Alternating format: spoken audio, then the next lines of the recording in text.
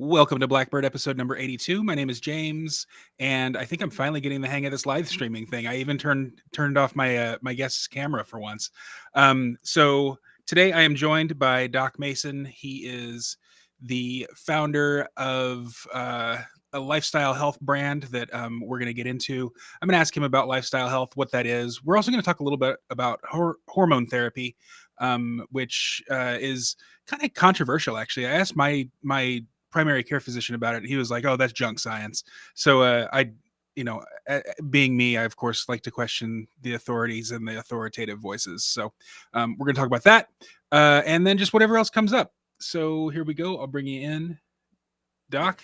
Welcome to the show. Thanks for having me. Good morning.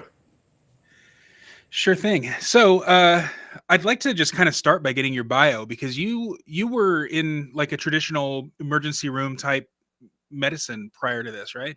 Right, exactly. Yeah. So that's how I started my career in medicine as a board certified emergency physician.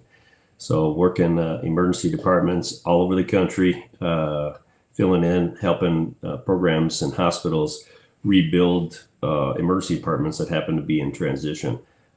So I've been in ERs all across the country, from little, 3 or 4 room ERs working 24-hour shifts to big giant, academic centers where there's hundreds of rooms and beds and lots of help around. So I've seen the best and worst in medicine, as you say it, especially those who are, in the middle of a life-threatening crisis, heart attacks, stroke, trauma, all ages, little tiny infant babies that were just born, all the way through folks who are 100 plus, and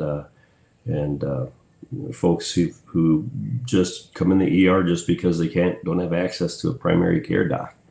But they all have one thing in common, and that's kind of a decompensation or unrest of a more or less long-standing medical or behavioral health condition. So I guess that would get right into lifestyle medicine then. What is lifestyle medicine? Like, what's your definition of it? So lifestyle medicine is the basic idea, is the fundamental fact that most medical problems and behavioral health problems that plague us, particularly in this country, but all across the world, really, even some forms of cancer, and other things like chronic pain and chronic fatigue and irritable bowels, a lot of things that are also kind of gray area medical or behavioral health problems. They all stem from lifestyle. And unfortunately, most of us have been kind of conditioned away from that, not to really be in touch with that. Some even conditioned not to believe it. And also willing to accept a crutch that is a medication for a certain disease, and then, they become that disease. So lifestyle medicine really kind of transforms that whole idea, brings it back to reality, and then engages all of us and turns us from patients into more or less advocates for our own health, wellness, and longevity. And the way it does that is through 6 fundamental core concepts that really are the treatment, prevention, and cure for almost all medical and behavioral health problems we have in this country. And those fundamental concepts are exercise, nutrition, supplements, basically anything other than good whole food and water we put into our bodies. So there are good ones, obviously, and there are bad ones. So in the supplement category, we talk about the difference between those. Then we have a 4th category, sleep. We have stress and mindfulness. And then we have relationships. Now, the thing about it is, it's pretty easy for all of us to trick ourselves into thinking that there's some order of importance there, that exercise is the most important, or nutrition is the most important. And then all the other ones just kind of, fall somewhere in some rank order or line. But we can't get farther from the truth. The key is that good positive relationships in your life are equally as important as not being a couch potato and exercising every day. And that's kind of counterintuitive for a lot of us. So the basic concept there with lifestyle medicine is you have the 6 core fundamentals. And then the second level thinking with that is that all 6 are equally important. If there was a race, they'd come in a dead heat tie every single time. So that means that depending on you and your life and your situation at any given point in time, maybe one is a little more important than the others. Maybe you do kind of put more weight in one area in order to rebalance. And balance is a universal truth. And that's what lifestyle medicine is all about. All good things come from a place of balance, right? Nothing really good or enduring happens at an extreme at either end. So we always try and use that word as for what it is, a universal truth, and the word is balance. And so sometimes those 6 core fundamentals, we have to balance those out depending on where you're at in your life, your age, your personal situation, your work, everything. And that's the beauty of lifestyle medicine. So that's pretty much it in a nutshell. Yeah, I noticed that actually this is something that came up when we first met was you consider supplements not just like, taking your vitamins or your fish oil caplets or whatever, but also like even nicotine and other drugs and sort of that sort of thing are also supplements. Right. Can you talk about good and bad supplements and sort of the sort of balance there as well? Absolutely, 100%. So like I mentioned in that breakdown of the 6 core fundamentals, within the supplement category, think of anything you put into your body besides water and whole foods. That's what's in the supplement category. So you're right. You're right. You're absolutely correct. We're talking nicotine, cigarettes, THC, weed, CBD. We're talking hormone therapy. We're talking peptide therapy. We're talking any sort of medication, whether it's over the counter, herbal, natural, prescribed by your doctor. We're talking about coffee, tea, soda, sugary drinks, energy drinks, alcoholic beverages, pre-workout, post-workout, creatine, protein mixes, essential amino acids, vitamins, minerals. It's a long list. I probably missed some things. all the shit that's in Taco Bell other than Yeah, other than exactly. the corn, wheat, and beans. Like, Yeah, that too, because it's probably not very very whole at that point. yeah, Sorry, Taco yeah. Bell.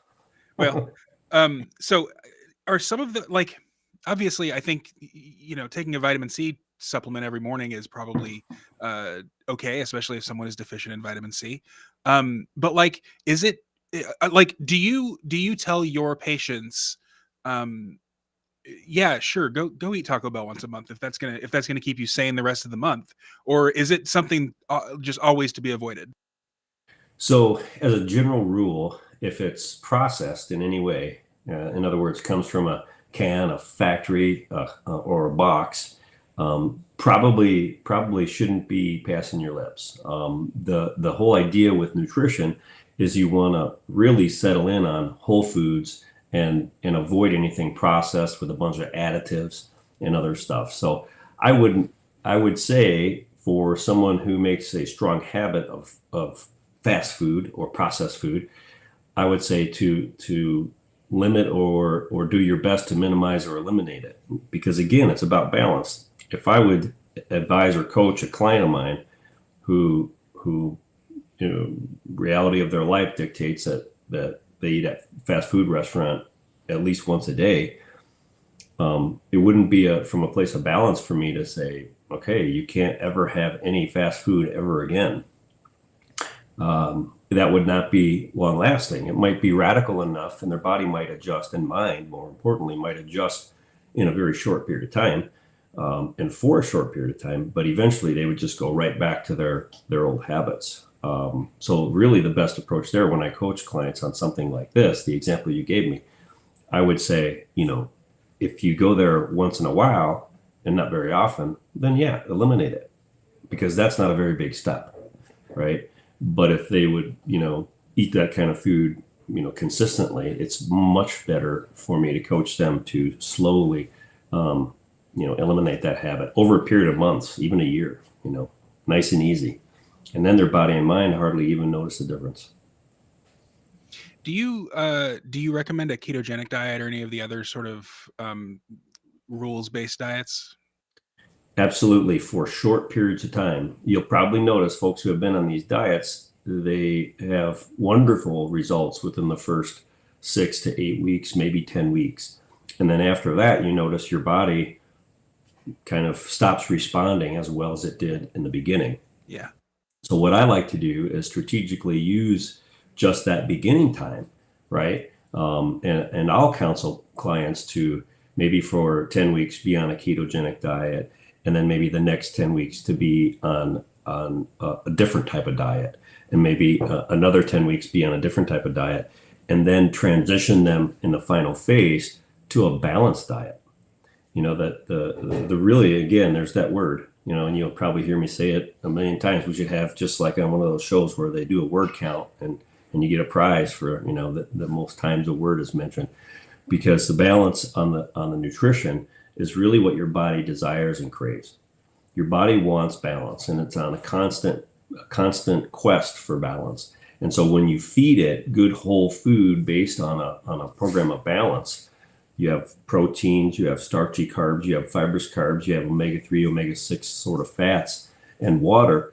That's going to be where your body's just humming along like the elegant machine it is. And really, if I want to say, I'll add this, James. Yeah. If someone out there, if an audience member really is looking for a style of eating or a nutrition plan to gravitate towards, ours in this country is ever changing based on big business and lobbying interest. To be blunt, if you look over the past 40, 50 years, the people that put out the nutrition guidance in this country, they've changed their tune many times. But one thing, if you look at the Mediterranean part of the world, their diet really hasn't changed, and it hasn't been corrupted or influenced really by any outside interests or big money. And that's the Mediterranean style of eating, the Mediterranean diet. And if you look at that, it's a very wholesome, very balanced approach that naturally they gravitate towards healthy protein sources, plenty of fibrous carbs, which are your wholesome fruits and vegetables, hardly any processed foods. They also drink their wine, and don't really add a lot to their foods. Of course, they love their seafood as a protein source, and certain kinds of seafood are great sources of not only protein, healthy protein, but also the healthy fats, omega-3 and omega-6. Good heart health, good brain health, and a way to avoid heart disease and brain disease we know as strokes and dementia is to be able to achieve a long-term balance of omega-3 and omega-6 fats with fibrous carbs, fruits and vegetables. You bring those two together, and your body is able to metabolize and use the fats and cholesterol for stuff it really needs. Hormones to be one of the greatest examples of something where you need fat. But the problem is if your balance of omega-3 and omega-6 fats are off compared to your intake of fibrous carbs, then that extra cholesterol is just going to lay down on all your blood vessels and cause heart disease and brain disease. So what about like is there a big difference between buying a loaf of whole wheat bread and making a loaf of bread? I don't even know if whole wheat flour is a thing you can buy at the store, to be honest. But like, Absolutely. Yeah. 100%. Great question. Yes. 100% yes. So anytime that you make your own food in your own kitchen. You know exactly what's in it, and you're in control of any additives, right? Both the type of additive and the quantity of additive, right? If you buy a loaf of bread at the store, at the very least, you got to turn that thing over and look at the long list of what's in it, to know, right? And to know the ratio.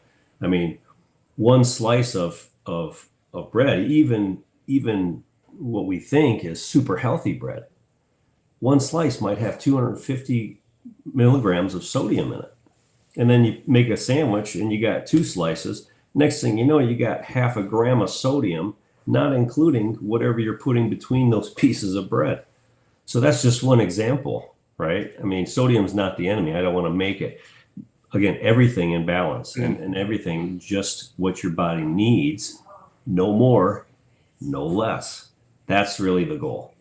That's the sweet spot. Let's talk about sleep for a minute, because that was one of your big six, and that's something that I struggle with tremendously. On so I burn the candle at both ends. I have a job, I've got a podcast, I've got a, you know, side gigs that I'm trying to turn into a business. Right. Got relationships. I've got, you know, my primary relationship with my partner, but then also friendships and, you know, people who want to hang out, that kind of thing. So and then also now I'm going to the gym 3 or 4 times a week. I'm just stretched really thin. So I usually go to bed past midnight and wake up at like 6:30 in the morning if I can. And if I can't, then, you know, it'll probably be about 7. Right. And then even when I am sleeping through the night, I am still waking up to pee, or because my shoulder hurts, or just whatever. Um, how can we kind of mitigate restless sleep and also just not getting enough sleep? Right. Or how can we develop better sleep habits that align with sort of all the shit that we've got going on from day to day? Exactly. So I think it's a great question, and really where it starts, where it begins, is to prioritize sleep. And that's really the first step for everybody, especially a guy like you, and you're a great example of most people, right? And so the first step is well, and it feels like through the pandemic things have gotten even worse for most people. Like right. everyone now is starting a podcast and a side gig. Yeah, right, exactly. So it's just busy life, and so again, the first step is to prioritize sleep, right? And the way I help my clients kind of frame it so that they can prioritize it is this: everything you mentioned, James, all the stuff you're trying to do to improve yourself, make yourself better for your own good and for the good of all the people you love and care about, all the goals you're trying to accomplish, everything you're doing during the time that you're awake, all that work, right, that you're cramming into your day, all the results of everything you're trying to do actually happen while you sleep. So you could do as much as you want of all the stuff you're doing while you're awake. And you may be in a position where you're just figuratively banging your head against the wall because you're not seeing the results. And the reason you're not seeing the results is because you're not getting the right quality or quantity of sleep. Mm-hmm. So that helps most of us really have an aha moment and go, you're kidding me. So what you're saying is I'm busting my rear end at the gym, doing 2-a-day workouts, all this other stuff. And I'm not putting on lean muscle, and I'm not losing fat because I only get 6 hours of sleep at night at best, and it's not restful sleep. Is that what you're telling me, doctor? And the answer is yes, absolutely. Right? So if you want the results for all the stuff you're doing during the waking hours, then you're going to make sleep one of your top priorities, right? And really focus in on prioritizing sleep. Now, once you prioritize it, which is basically understanding how important it is to you in your life and everything you want to accomplish, then we have certain techniques, tips, and tricks to optimize it, right? And it's all about understanding your own personal circadian rhythm, working against it, not working with it, not against it, rather. And then making sure you do other little things. If you want to minimize blue light, you want to, which is light that comes from devices and computers in the hours right before bed. You want to make sure you ritualize the going to bed process. We'll talk about mindfulness later, but practicing a mindfulness session in the hour or two before you go to bed, maybe right before bed isn't a good way to do it for most people, but maybe the hour or two preceding bedtime is a good time to start the winding down process, right? And make sure you ritualize that process with habits that you're familiar with that are good for you, that maybe require just a little tweaking in order to kind of segue into the sleep process. Making sure your beds, your sheets, your bedding, your room temperature, your pillow are all comfortable and customized for your comfort. Again, because we're all different. Even the timing is different. There are two types of people. There are morning larks, early birds, and you have night owls, right? So making sure your window of sleep, which is tough. You mentioned relationships. I've got a husband and wife pair of clients in my practice. He's a night owl, she's a morning lark. So as far as their sleep window, they only share the middle part, which is when they're both asleep. So as far as the social aspect of a couple or a relationship in the same bed, that there's some challenge there. They have to, work things out. There's some adjustments that need to be made. But the point is that the first step is recognizing to make that adjustment and then putting effort into adjusting it, and moving forward together in your relationship that way, and really appreciating and understanding where the other person's coming from in terms of their kind of deeply ingrained sleep patterns. Other things to do is avoid alcohol and caffeine in the hour window right before bed. Also winding down your water intake in that hour to hour and a half window right before bed, so that you don't get up as much to use the bathroom during the precious sleep hours.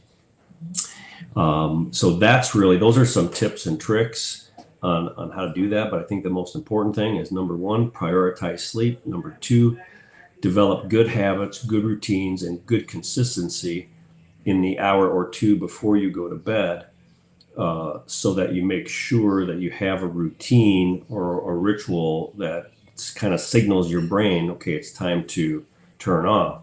And then the third thing is to recognize and work with, not necessarily against, our genes and genetics. Like I said, you got morning larks, you got night owls.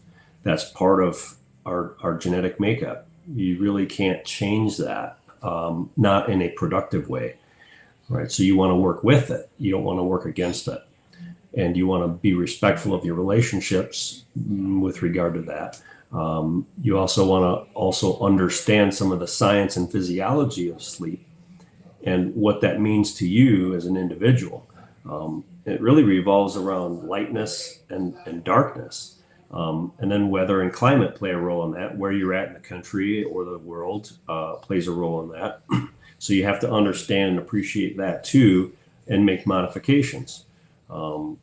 If you have a job that requires you to not go to bed until very late or early in the morning, and you have to sleep at least partway into the day, then, as an example here, because sunlight triggers your body to be awake, and your mind to be awake. As soon as the sun rises, within a matter of an hour or so, most of us are awake.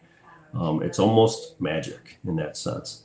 It's really kind of an elegant thing because it's all, again, part of our genes, part of our genetic makeup, has been for millennia. The human species, even animals, actually, all animal species, that's how it works. So it's really amazing. But back to the example, you have to get special shades to put up on the windows in your room so that it doesn't let even an inch of that sunlight come through. So that's one specific example. Last, I would like to suggest a book to your entire audience, whether you think you sleep well or not, because you might not even realize it. I would say get the book called Why We Sleep. The author of this book also has a class on master class, which is also a great class. And it talks about the science and physiology and the evolutionary history of sleep and really how important it is to us. And it answers the question, why we sleep. And in the end, it also goes through some of the tips and tricks that I mentioned too about how to optimize sleep. So it's a great book and really insightful. Great. I'll make sure to link to that. I'll also link to the masterclass for those who want to have more of a video audio type thing. Yeah, Um, absolutely. I so one thing that I've noticed, and I know that this is weight related. So maybe it'll just fix itself as I continue losing weight. But like I wake up in the middle of the night with just my hip and shoulder killing me. And so I have to flip over. Takes me another couple of seconds to get back to sleep. It's not and then I don't know if I'm entering like a deep restful sleep for, an hour or so. Is that, like I said, just something that's going to mitigate itself, or are there tips and tricks for that right now? Yeah, so number one, first and foremost, basically you have to make sure that your pillow and your mattress or mattress topper, if you have one, experiment with their comfort and make sure that it's good for you. You're also during this time going to want to mitigate things by coming up with different sleeping positions. It's hard for a lot of us because a lot of us are side sleepers, not back sleepers. So if you do want to promote yourself to sleep on your back more than your side, then arrange your pillows and obstacles on your bed, other pillows, so that you don't naturally roll over. Because in the end, if you do end up rolling over, that you're going to wake up with the pain. So the best solution for now to minimize the interruptions in your sleep and your pain is to set it all up and manipulate the scenario so that you sleep more often and more frequently in a comfortable body position. Long term, it takes a little bit more thought than that. Yes, it probably is related to body changes in body fat and changes in muscle mass, workout routines, other things. So you're going to want to make sure that you continue to listen to your body during the daytime in order to be able to promote a better, more sleeping, comfortable body position and minimize pain and sleep interruptions at night. But yes, your instinct is correct. Cool. And hopefully that speaks to, a good portion of the audience. I know that we're all kind of trying to get healthy. This podcast started as sort of an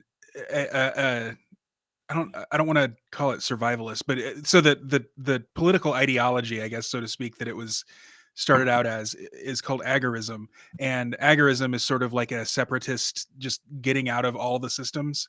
And so I think that a lot of my audience are people who would like to sort of become, the rugged individualist. Uh, Independent. yeah, exactly. And so becoming healthy is sort of the first step in that. And I also Right. know, just from interacting with a lot of my audience members in person, that we're pretty much all overweight. So so I'm hoping that this is speaking to more than just me. Although I did have you on because I just wanted a free session. So Right. no. um uh so I guess you mentioned mindfulness and how that can be helpful to do some mindfulness exercises prior to going to bed. Um, I have had a number of sort of meditation experts and that sort of thing on the show, but I'd like to get your take on what that mindfulness exercise could look like for someone who might be sort of the cerebral type who isn't into um, stopping their brain.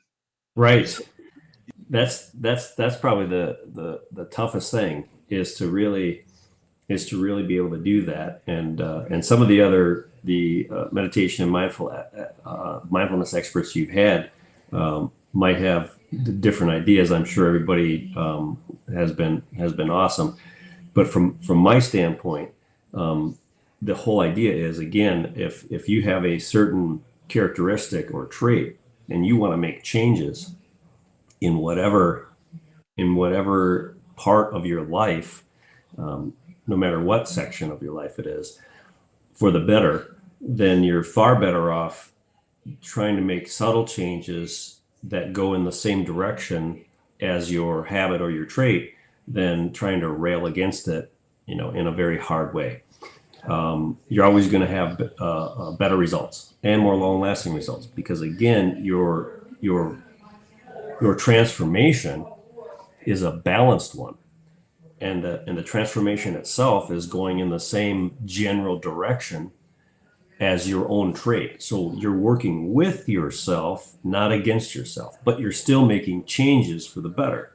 So to take that example, when it comes to someone who maybe tends to have a very cerebral trait, and is very thoughtful, and their mind is always 3 steps ahead of everyone else, and that comes with some risks, right? You might all of a sudden decide to speak up and say something in a group conversation that, and when you do, it doesn't make any sense to your audience, because you're like 4 steps ahead of where the audience is at. That's just one example. So with regard to mindfulness, a lot of us are hesitant to do it. Number one, because if you're cerebral, you're not so comfortable trying to manipulate that space. And then the other thing is once we decide to do it, once we get comfortable with the thought of doing it, it's hard for us to do it, because we can't really operate comfortably within that space to control it, much like an orchestra conductor would. So again, the whole concept comes up, working with that, not against it. So what I tell my clients to do, especially getting started, is to get themselves in a quiet place, first and foremost, and then a comfortable body position, second and foremost. And those two things are really the fundamentals of mindfulness. And then from there, I invite them, once they're in a comfortable body position in a quiet place, to gently close their eyes and relax their face and the rest of their body. Relax their jaw. And then the next step is to simply concentrate and focus on the breathing in and out, only through the nose. One of the easiest way to get started practicing mindfulness. And again, it's just like practicing as an athlete every week for the game at the end of the week. It takes practice. You got to do it every day, multiple times a day. And just when you think you're good enough, you practice even more so that you're better. Okay, so that's the whole idea. It's not just like 1 or 2 sessions and go, wow, I have this mastered. Right? It's going to take some time, energy, and effort to really get good at it.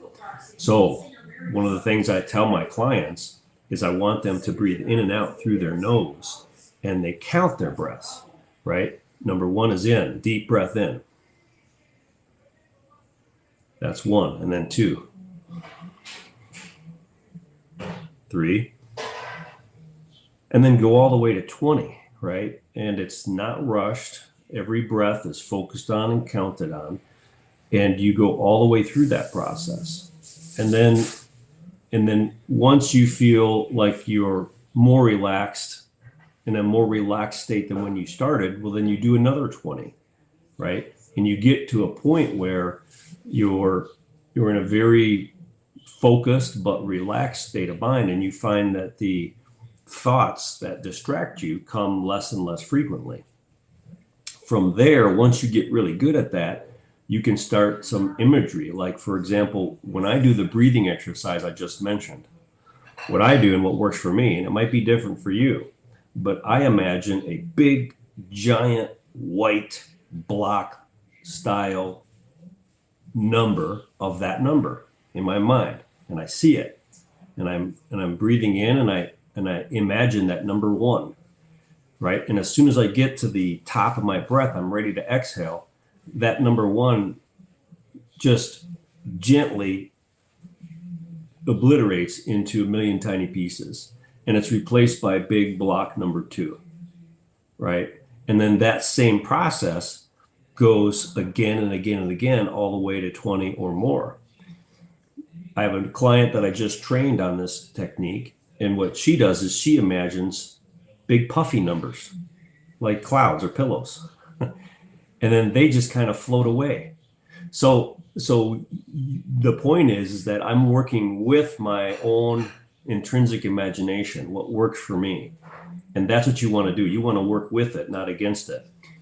And eventually, once you get good at the breathing process, you can use different techniques like box breathing, where you go in for a count of four, and then you hold it at the top for a count of four, and then you release it for a count of four, and then you hold it at the bottom for a count of four. And you keep going over and over again like a box, right? For a count of four. Once you get more relaxed, you can do a count of six, a count of eight. There's a lot of different breathing techniques. And I think once you get your breathing under control and you can monitor the breathing, the next kind of level of mindfulness that I like to have my clients engage in is a process of getting in tune with their five senses. So then the next kind of session, in addition to breathing, I never want people to abandon the breathing exercises and the breath work. I want people to get into being in tune with their five senses. So while you're in this kind of relaxed, mindful state, I want people to really focus in on one sense at a time, like hearing. What do you hear? What are the sounds, the quiet, soft, subtle sounds you're hearing in this quiet space you're in? Do you hear a clock ticking? Do you hear a background noise? Do you hear a bird twittering outside? Do you hear a dog barking off in the distance? Do you hear the hum of your furnace or your air conditioner? Do you hear the whirling of a ceiling fan above you? Right? See what you hear and operate in that space for as long as it takes for you to have heard everything. And then move into, what do you feel? What do your fingers feel like? What do your hands feel like? Are they tingling? Are they sweaty? Are they hot? Are they cold? What are you sitting on, or what are you laying on? How does that feel?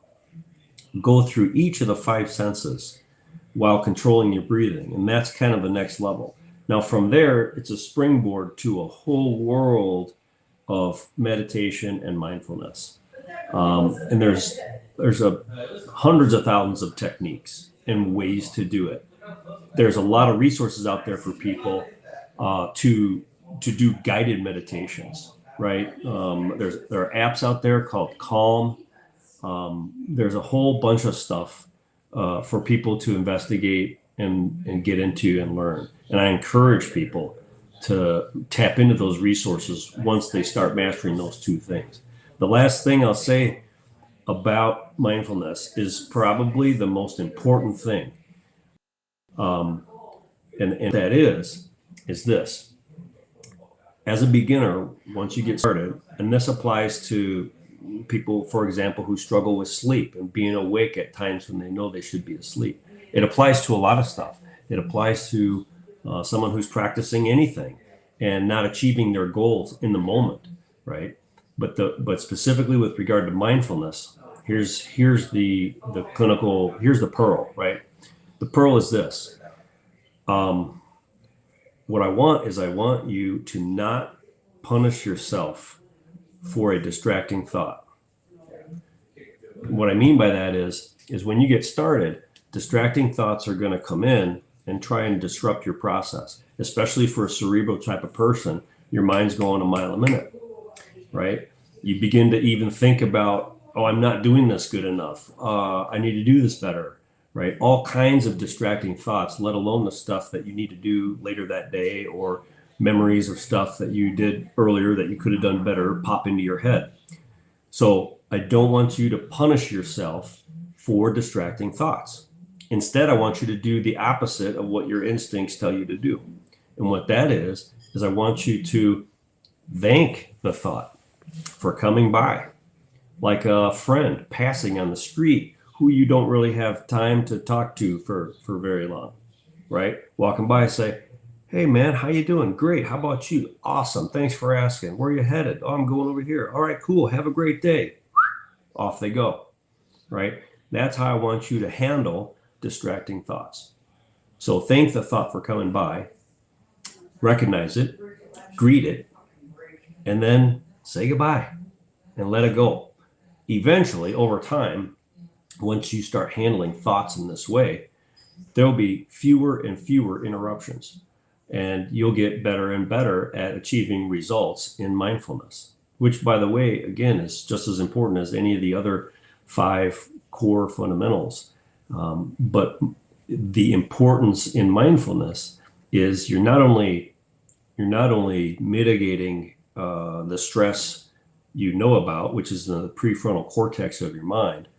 You recognize your stress, you're moving, your job, your relationships, whatever might be stressing you out, you're relieving that stress, but you're also protecting yourself against the more powerful stress that exists in our subconscious mind, that which we don't have access to. We don't know what's going on in the primitive area of our brain, but it has a direct open loop circuit connection with our environment through our 5 senses.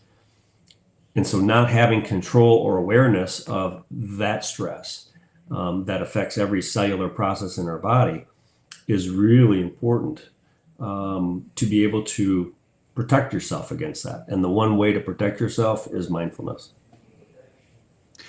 You mentioned guided meditations as sort of an advanced tactic. Yes. I have always thought of guided meditation as sort of the intro. Like, okay, you don't know how to clear your mind yet, so just do this thing where someone's telling you to walk through the forest and then float off into space or whatever. Right. Is that backwards then? So it can be what for those who struggle. One approach is to do guided meditation and then kind of release them into a process that I described.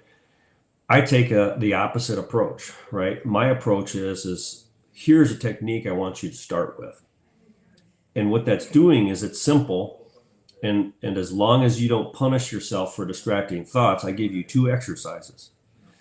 The 1 level exercise is the breathing and counting and maybe imagining the numbers in a way that appeals to you. So that the reason I want it to appeal to you is because that's going to keep you most focused on it and protect against distracting thoughts, right? So the number's 1, the number 2, coinciding with the breathing in and out through the nose, that whole process is meant to consume your brain energy, especially if you have high brain energy.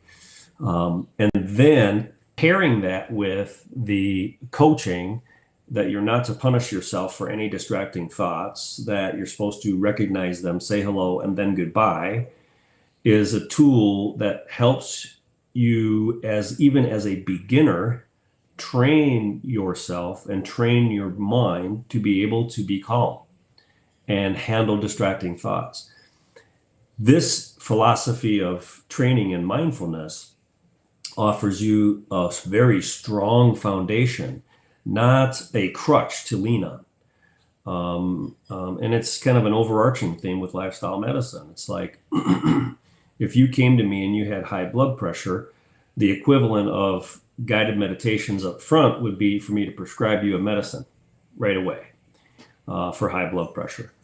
Whereas the equivalent of what I'm talking about would be say, okay, for the next 6 months, here's your diet plan, here's your exercise plan, here's this. So I'm kind of forcing you to tackle that problem at a fundamental level. And the added bonus comes later, right? So once my clients who are practicing the mindfulness get good at the techniques I talked about, using guided meditations later on as an advanced technique, is when you might say run out of ideas on your own and you want to explore deeper, you want to explore space, or you want to explore the waterfall, right? In a calm, mindful state. Then those guided meditations can and are in many cases a lot more fun. All right, awesome. Um, so the next one is exercise. This is the one that all my dude bro listeners are gonna love. Um, Right. it's the one that I jumped on as soon as we talked. Yep. I got a gym membership. I started going to personal training, which has been fantastic. Yeah, that's Um, great. I also so I had a membership at a real cheap chain gym, um, that, was I only got a membership there because it was inexpensive, but because I didn't have, like, appointments with a trainer, I just never went. Right. Um, and then also, like, my partner and I pretty much do everything together, and that chain had visitor privileges, so he was able to come with for free every time. But Right. he doesn't like to work out. Like he's an ectomorph who never gains weight and doesn't feel the like incentive to go and do anything, which is, whatever, that's fine. But now, so I got a membership at a more kind of upscale gym that has Right. personal trainers. They I come to find out they also have those guest privileges. So my partner comes with me. He hangs out in the hot tub for an hour and a half or whatever Right. until I'm done.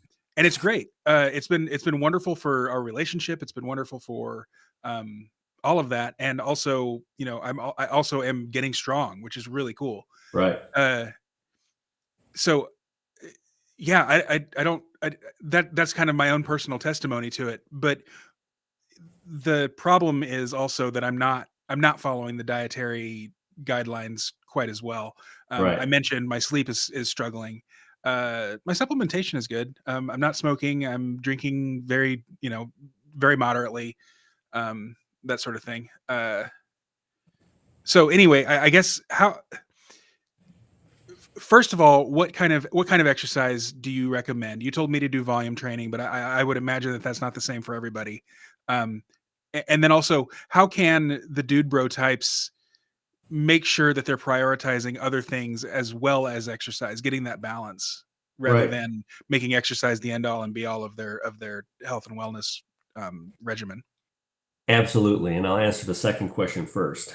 So, taking us back to the beginning of our meeting here today, the most one of the most fundamental concepts of the fundamentals of lifestyle medicine is that no one fundamental is any more important of balance, that all good things that last and endure and are positive for us and a strong force in our lives and those that we love and care about come from a place of balance. And that given the individual and where they're at right now, one of the other or many of the other fundamental concepts might have to get more attention and bring them into a place of balance. The guys you're talking about, who are really heavy on the exercise part and light and lean on all the others, the way I sell this to them is, you think things are great now, uh, just wait until you bring this all into balance. It's gonna open up a whole new world to you. Your whole body, your hair is going to stand on end, your whole body, your energy, your mind. You're going to achieve things that you never thought were possible for yourself once you bring the other full core fundamentals into balance with your exercise. That's that's the sales pitch, for lack of a better word. But it's not really a pitch; it's reality. I mean, that's how this whole thing of health, wellness, and longevity works. Once somebody is in balance on all six of those things, that's when they reach that. I'll bring an old psychology term into it, that self actualization, that self actualized state, which, whatever you call it, is more or less the pinnacle of balance, right? Personal health, wellness, and longevity. So That's the first message I would send to those guys who are like, I got exercise on point. I can just let all the other stuff slide. That's the message I would give them is you think you're good now? Okay, well, if you're happy with, being 1/6 of the way there, then that's okay. But if you want the whole package, if you want everything, just wait till you get those other things in balance. So that answers your second question first. Now, as far as the type of exercise, really it is the same for everybody. Young, old, doesn't matter. If you are a strongman competitor, or if you are a CrossFit athlete and you compete in CrossFit games, or if you make a living running triathlons, or make a living on a bike as a cyclist, or you make a living running marathons or cross country, then you're different. And for those folks, I recommend exercise that matches those career goals and those careers, right? But if you look at the numbers, there are very few of us who are getting paid for those kinds of things and those kind of competitions. And so for the person who's not a professional athlete in any one area of physical work that we commonly associate with exercise, then my prescription for exercise is the exact same that I gave to you. It needs to revolve around, not be entirely defined by, but it needs to revolve around resistance training, right? Whether it's with weights, bands, body weight, you name it. Resistance training is really what it needs to revolve around. Endurance training is not so important for the non-endurance athlete. So I would say minimize any kind of endurance training. Any kind of cardio is really nice. It's super flexible. It's whatever you like to do, right?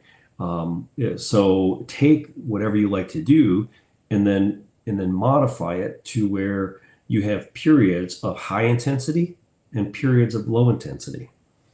This could be boxing, mixed martial arts, rowing, cycling, walking, running. It could be literally anything. And that can be the heart health component. Just do it because you like it, not because you feel like you have to. Why? Because the way that you do resistance training, the way that you do it in terms of how I prescribe it, gives you all the heart health benefit you need. So then you do the heart healthy stuff, the stuff we typically think of heart healthy stuff, because it's fun and you like to do it, as opposed to me as your coach telling you have to do it, which is a much better reason to do things because you like them and they're fun, not because someone's telling you to do it. So then we boil it down to how do you do the resistance training? And this is something that you're familiar with because I gave the same prescription to you. Number one, you go for volume, right? Again, if you're not a strongman competitor, you don't power lift in competitions, right? You don't have to do those kinds of exercises with weights and resistance training. What I want you to do is go for volume, high rep count, or better yet, go for time. Stop counting your reps. I don't care how many reps you do. Well, unless there's a lot of them. I want you to do a lot of them. Rather, do a certain move or a certain lift for 30 seconds, 45 seconds, a minute, right? Go for time, right? The whole point is that volume training gives you time under tension for your muscle. And that's really what we want. What builds the size and in many ways the strength of the muscle itself is this phase, the contraction phase. It's called the concentric phase. Boom, right?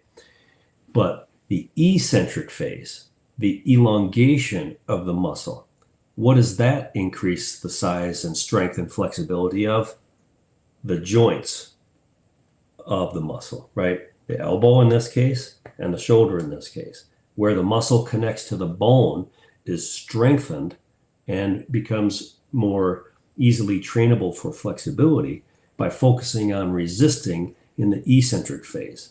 So I want you to use power and explosivity on the concentric phase to increase the size and strength of that muscle. But then I want you to go nice and easy and resist gravity on the way down, because that's increasing the size, strength, and flexibility of the joints. So that's why time under tension and volume training is really important.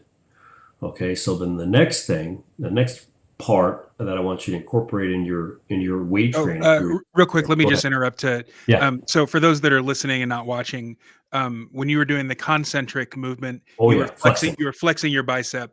Yep. The eccentric was like unflexing the bicep. So Exactly. Yep. basically it's the like the Elongation curl. phase of the muscle. Right. Yeah, exactly. So the Yep. curl is the concentric, and then resetting back to the start is the eccentric.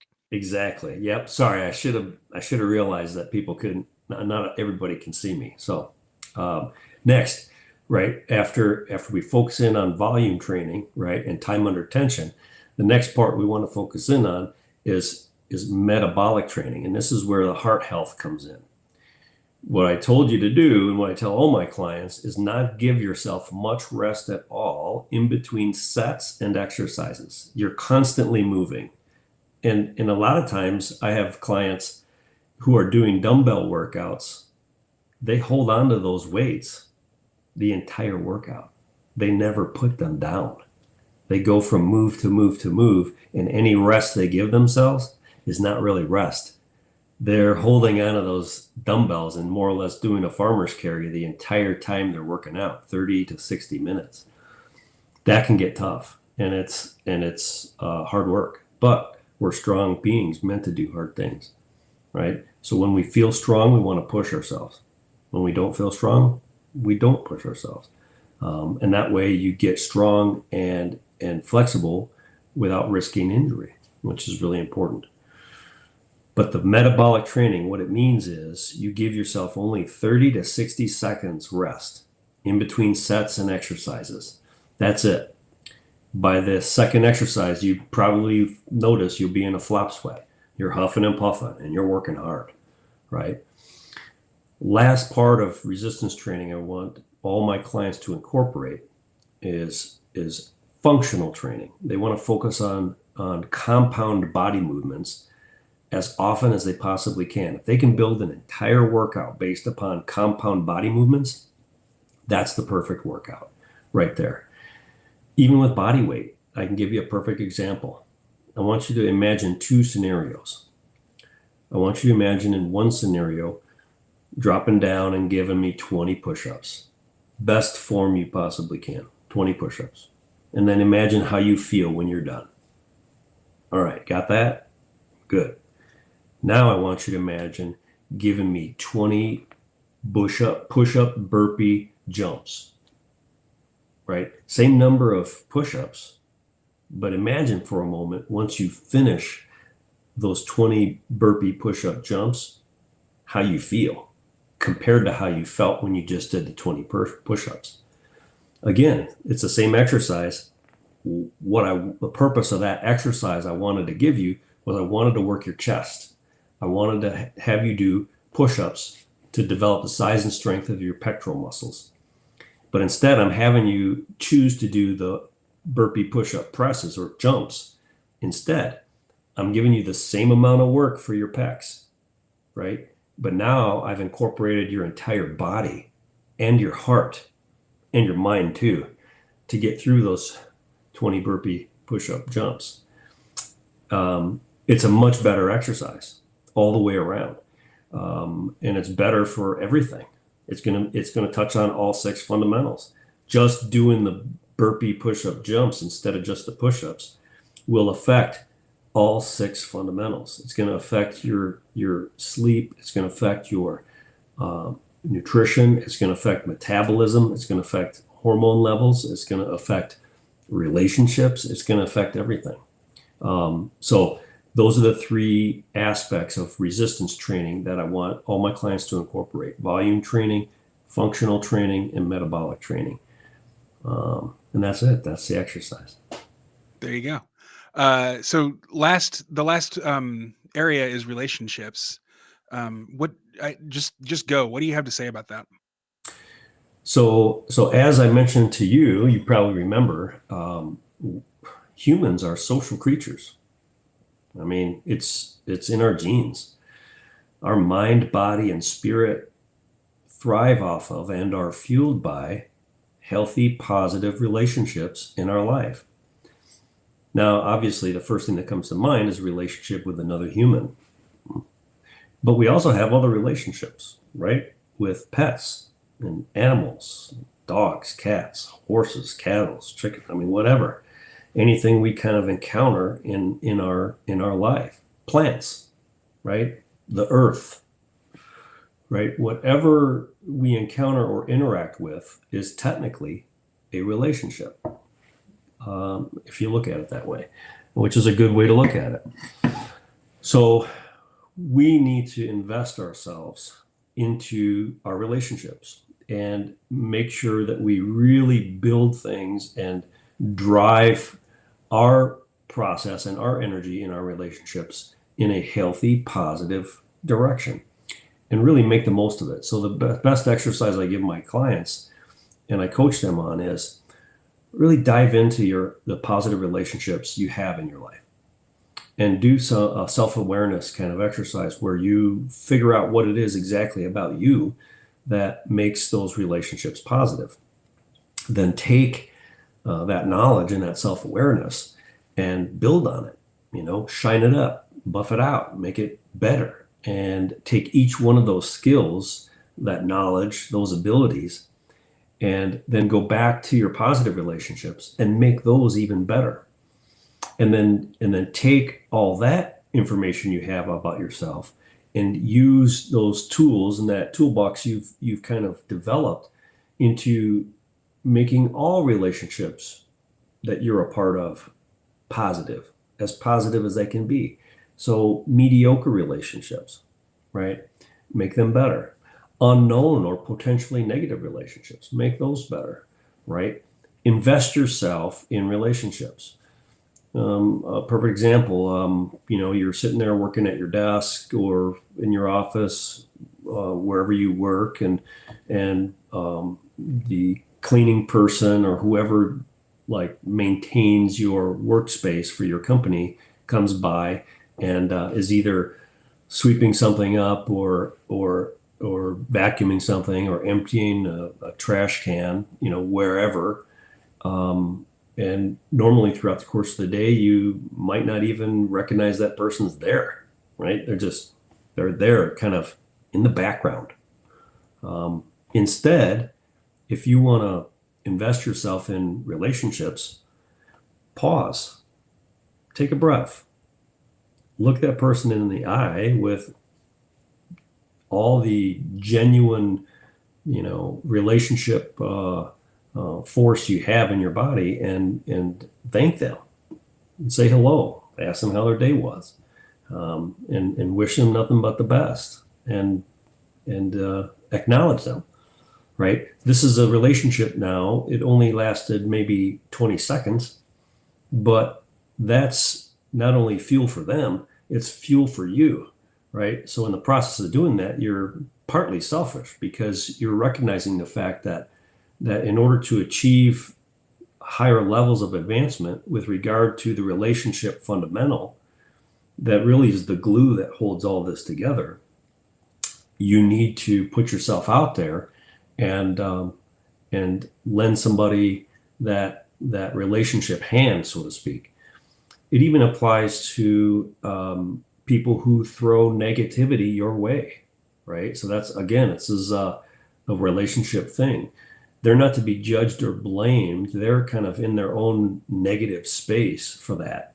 You're driving down the freeway or getting on an on-ramp and some dude thinks you cut him off, whether you did or didn't, as long as it wasn't intentional on your part, right? My mom always used to say, we don't punish for accidents. Those things happen. Sorry. But as he passes by you, he's like rolling down his window, shaking his fist, giving you the finger, like yelling and, being all aggressive, as opposed to being lured into that negative rabbit hole, or shaking your fist back at him, which really is a process that even if it's only a second or two, it takes energy from you from this relationship piece. Instead, meet that negativity with positivity. Take a negative relationship, no matter how brief, and turn it positive. Because in the end, this is for you, this is your energy, right? It comes back at you, right? So might as well make it positive so that you can use it. And you don't want to lose any fuel, right? You just want a full tank all the time. So that's the relationship piece. I love that. Um, so the last couple of years, as everyone knows, we have kind of been told not to interact with people quite so much. I have kind of bucked that by still interacting with people as much as I can. Making conversation with the cashier at the grocery store, for instance, kind of reminds Absolutely. yeah, it kind of reminds me of what you were just saying. Um, Right. do you think and like I no longer work in an office environment, for instance. I got a remote job even prior to COVID. Um, and so I don't have work friends. All of my work friends are, they're around the world. Um, most of my like common interest friends are on Twitter. Um, I have some work friends from my old job. We don't really see each other very often. My closest friend, his wife is diabetic and she was pregnant throughout the pandemic. They ended up the pregnancy uh, miscarried. So and then she got pregnant a couple of months later. So anyway, they were being very, very careful all throughout the pandemic. Um, and so like that relationship has struggled a little bit. All we tend to talk about is stressful issues like politics and stuff, because we don't necessarily see eye to eye on everything. It feels like the last few years all of my relationships have struggled, Right. um, other than the relationship with the person I live with.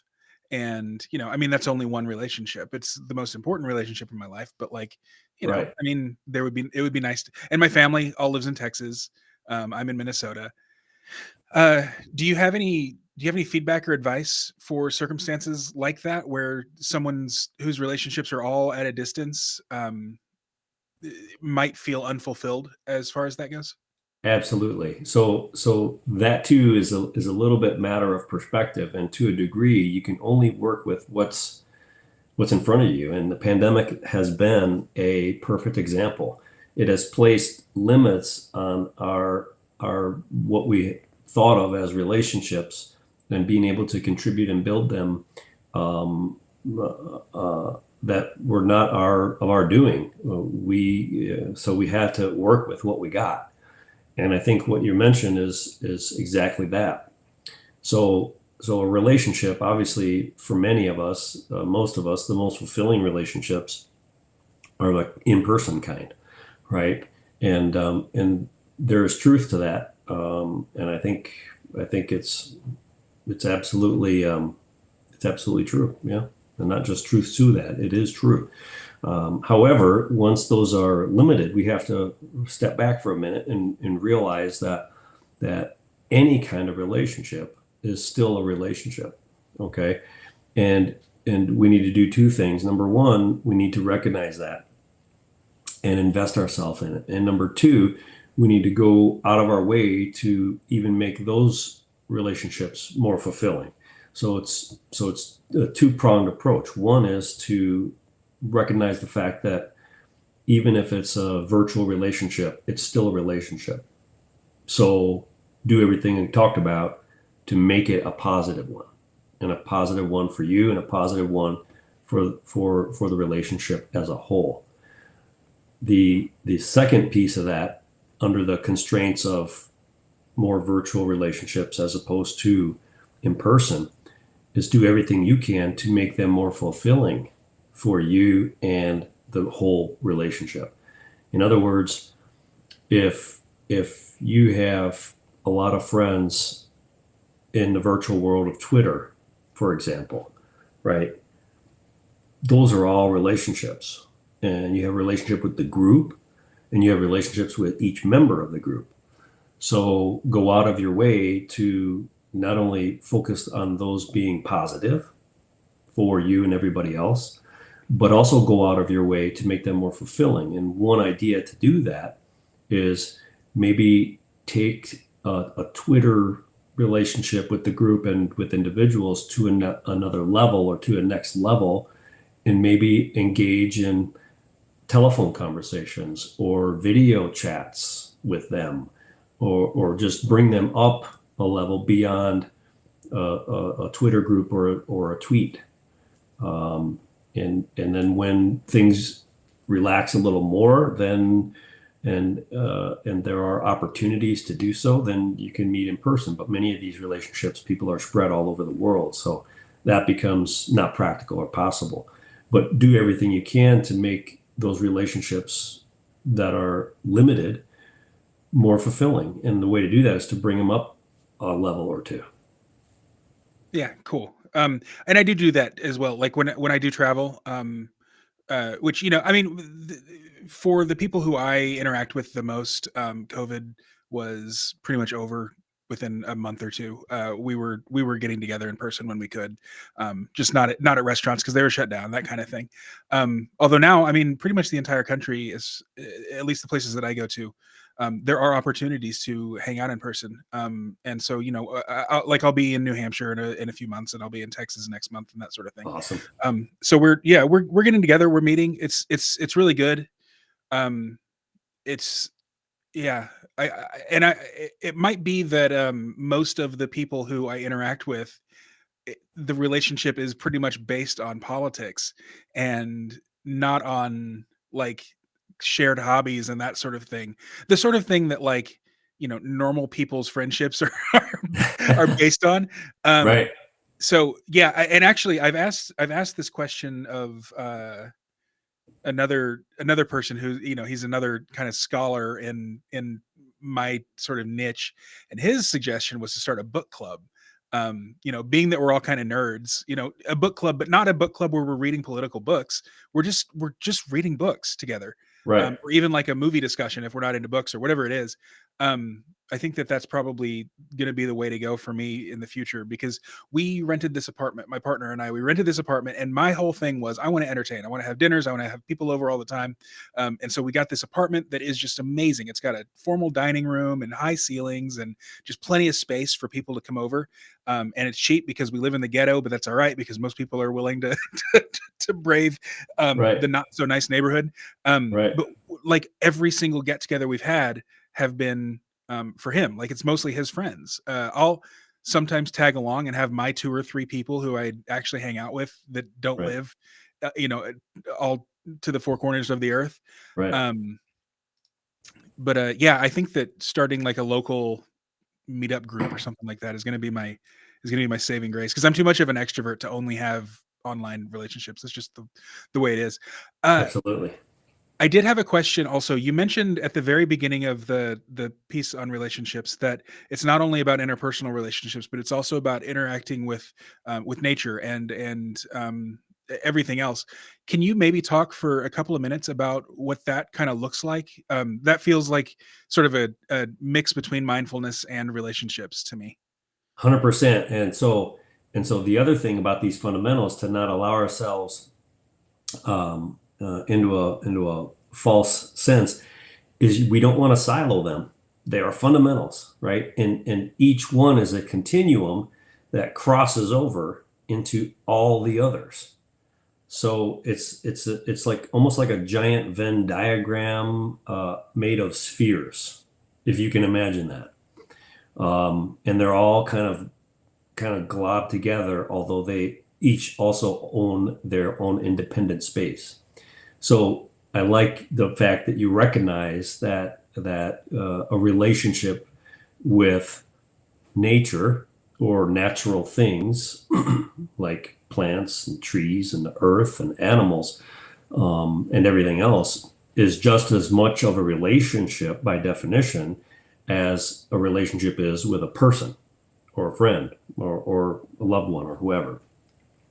And so, yes, that does cross over, right, into all the other areas, particularly most notably, it crosses over into mindfulness. So, So we need to invest ourselves as much in that type of relationship as it's available as we do with people. And so this is another technique, kind of going back to the other topic you brought up about how how certain events in our lives can limit the opportunity for people to get together one on one. Then another technique, besides taking the virtual relationships we talked about and building on them with maybe a book group, a virtual movie group, or getting together, or talking about other things, and building awareness of commonalities, of things in common besides politics. Another aspect is to really focus in on what's available to you. So there's this whole thing called whole process, whole field of awareness called earthing, and earthing is a really fantastic, terrific way to build and nurture our relationship with Earth. And really, the fundamental of earthing is to get outside. Although it's tough in the winter in Minnesota, I just left there. It's terribly cold. I think it was a minus 20 something wind chill. Yeah, Uh, this winter's been particularly brutal. I, I, Like, I froze while I was there.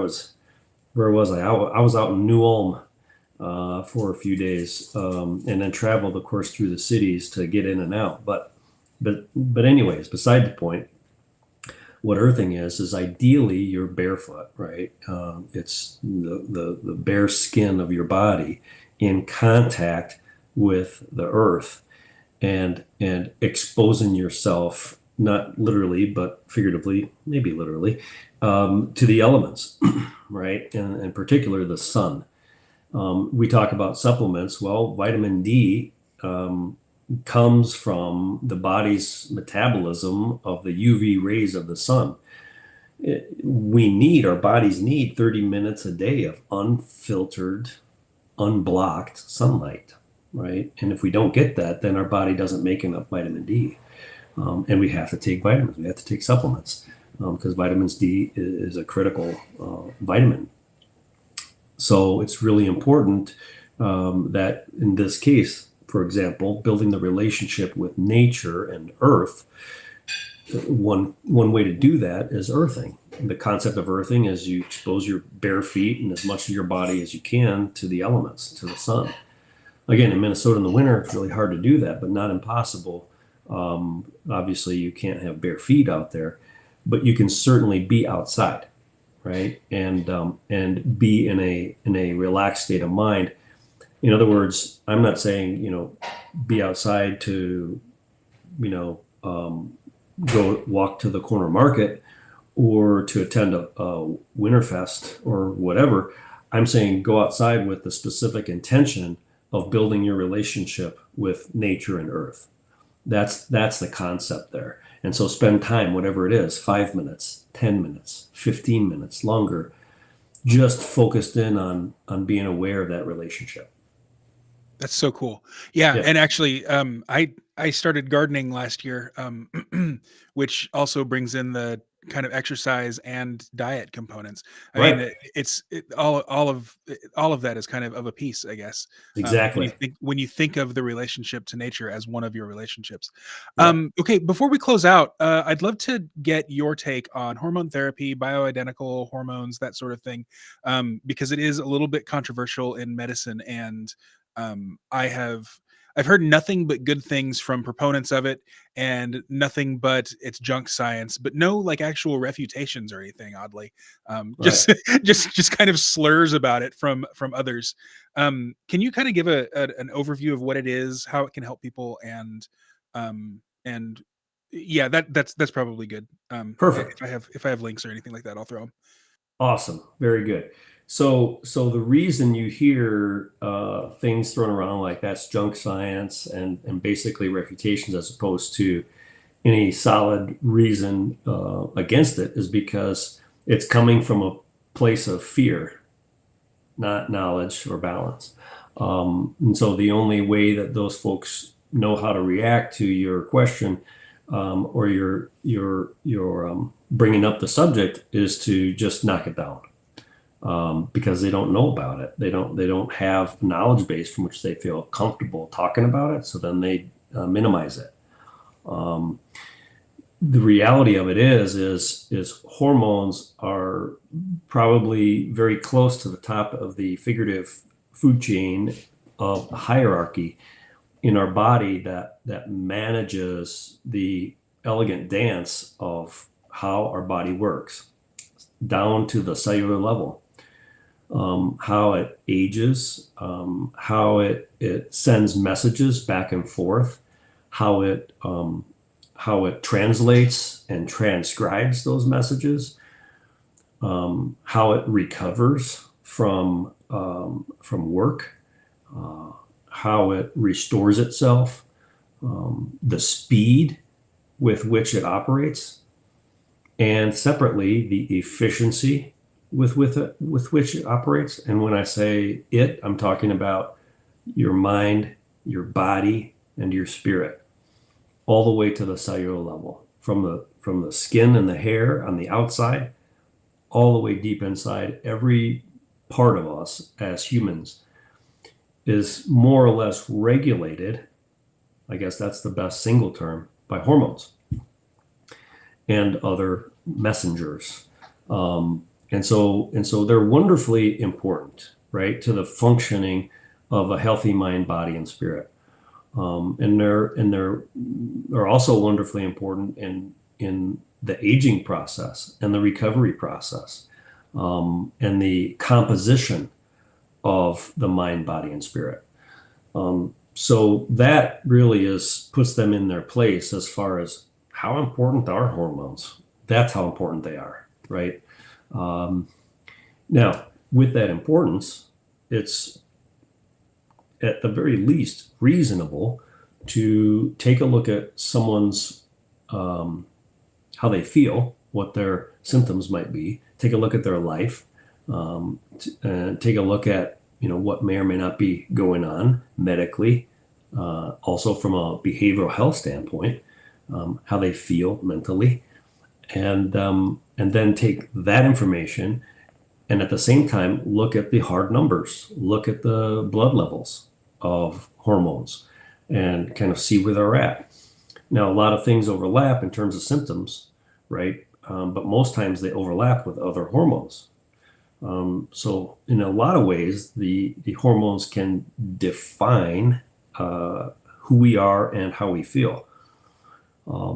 So to that level, again, that underlines the importance. And that's how you look at hormones. You look at them based on how is this individual's mind, body, and spirit feeling and operating, and what are their blood levels. And then once you bring those two pieces of information together, you're in a really good point. I am in a very good point as a clinician, particularly in lifestyle medicine and hormone optimization, to be able to make recommendations on supplementing hormone balances. And hormones can change for a lot of reasons. Okay, the balance of hormones exists on a minute-to-minute basis and on a long-term basis. Long-term, men and women are a little bit different, but we all use testosterone and estrogen, along with progesterone, prolactin. I mean, the list goes on and on. Males and females both, men and women both, use the same set of hormones, just in a different balance. Estrogen is far more important and at a higher balance in women than it is in men. And testosterone is also at a higher balance, but just as important in men as it is in women, or in women as it is in men. It's just a lower level. But women need testosterone just as much as men do, and men need estrogen just as much as women do.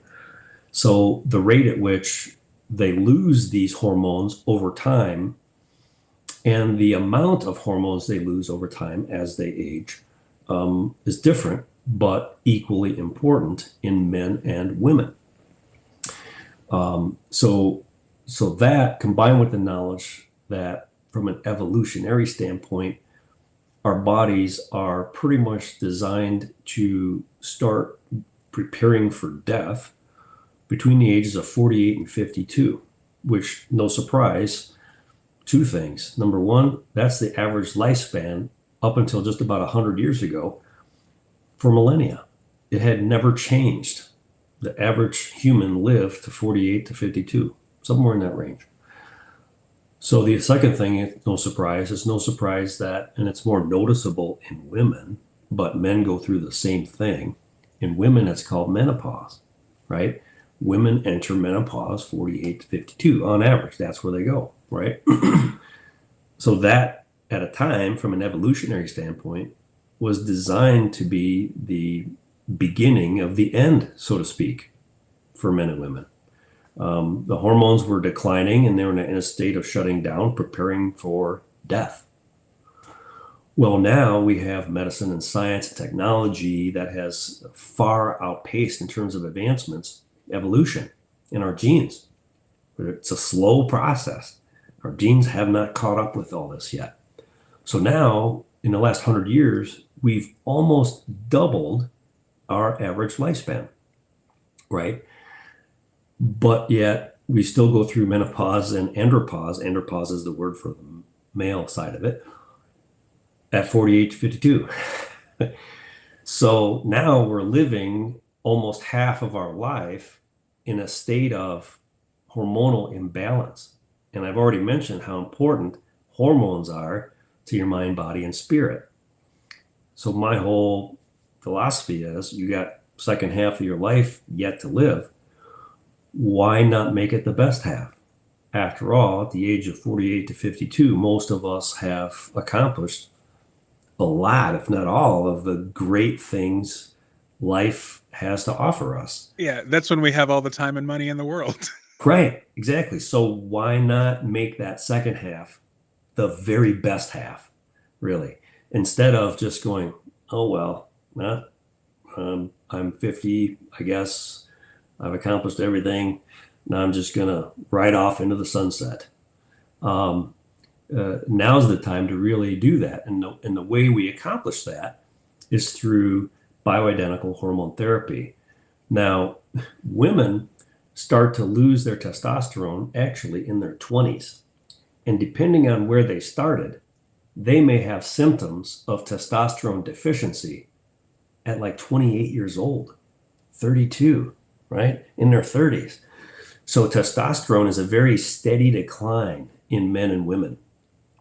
Estrogen, however, is not so steady. Estrogen declines more rapidly and sharply in their 40s, is when women start to lose their estrogen. And usually for most, the average age of menopause is right around 50. And that's when they stop ovulating and they don't have their periods anymore, and all that stuff stops. And it's more or less defined and regulated by estrogen and the interplay of estrogen with other hormones in their body.